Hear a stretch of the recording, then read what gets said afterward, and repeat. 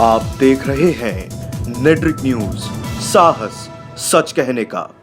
नमस्कार, मैं हूं आपके साथ प्रेरणा तलवार और आप देख रहे हैं नेट्रिक न्यूज।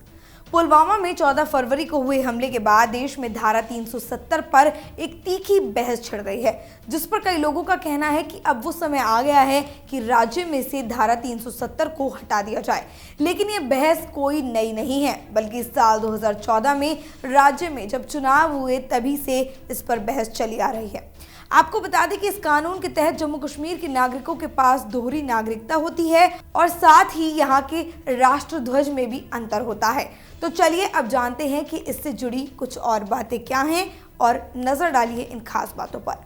सबसे पहले हम आपको बता देते हैं कि धारा 370 आखिर है क्या। ये वो धारा है जो देश के विशेष राज्य कश्मीर में लागू है। जम्मू कश्मीर के नागरिकों के पास दोहरी नागरिकता होती है। जम्मू कश्मीर का राष्ट्र ध्वज अलग होता है। जम्मू कश्मीर के विधानसभा का कार्यकाल 6 वर्षों का होता है, जबकि भारत के अन्य राज्यों की विधानसभाओं का कार्यकाल 5 वर्ष का होता है। जम्मू कश्मीर के अंदर भारत के राष्ट्र ध्वज या राष्ट्रीय प्रतीकों का अपमान अपराध नहीं होता है। भारत के उच्चतम न्यायालय के आदेश जम्मू कश्मीर के अंदर मान्य नहीं होते हैं।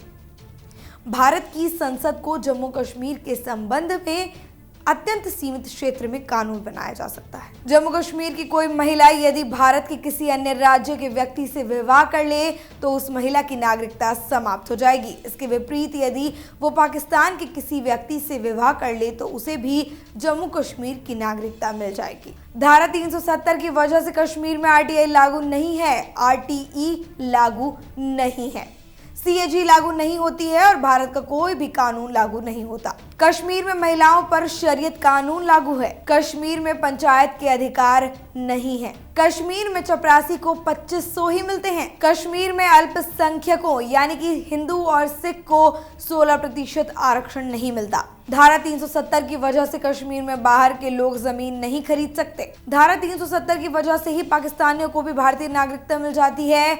इसके लिए पाकिस्तानियों को केवल किसी कश्मीरी लड़की से शादी करनी होती है और अब लगातार कश्मीर से धारा 370 को हटाने की मांग की जा रही है।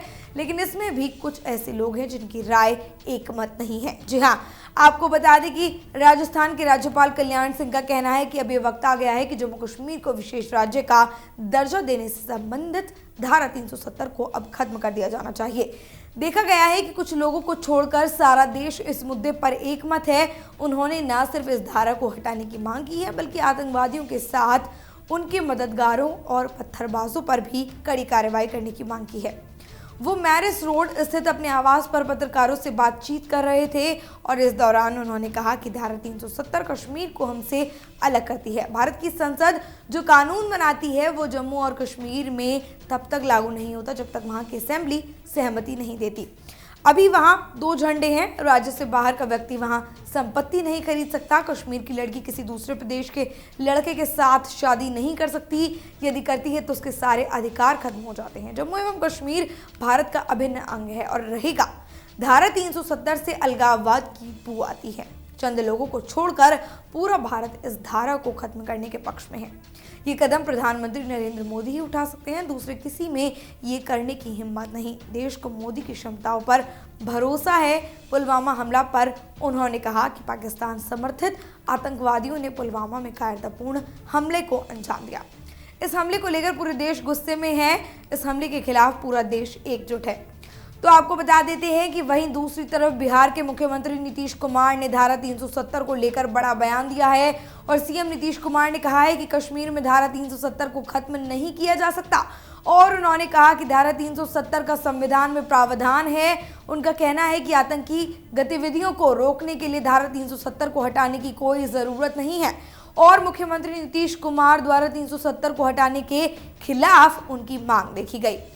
आपको बता दें कि सीएम नीतीश कुमार जेडीयू कार्यालय में प्रसिद्ध समाज सेवी नरेंद्र सिंह के पार्टी में शामिल होने के बाद मीडिया से बात कर रहे थे और वहां नीतीश ने कहा कि पुलवामा हमले से पूरा देश आक्रोशित है और इस मसले पर राजनीति नहीं होनी चाहिए। अब इंतजार है तो इस बात का कि क्या प्रधानमंत्री इस बात पर कोई एक्शन लेते हैं, क्या उन पर कोई असर पड़ता है और क्या वो धारा 370 को हटाने के मामले में कुछ कार्रवाई करेंगे। फिलहाल आम जनता भी इस धारा को हटाने के पक्ष में दिखाई दे रही है। फिलहाल के लिए इतना ही। देश और दुनिया की तमाम खबरों को जानने के लिए सब्सक्राइब करें हमारे चैनल नेटवर्क न्यूज को। हमारे साथ जुड़े रहने के लिए हमारे YouTube चैनल को सब्सक्राइब करें, साथ ही बेल आइकन को दबाएं। नेटवर्क न्यूज की खबरें सबसे पहले देखने के लिए।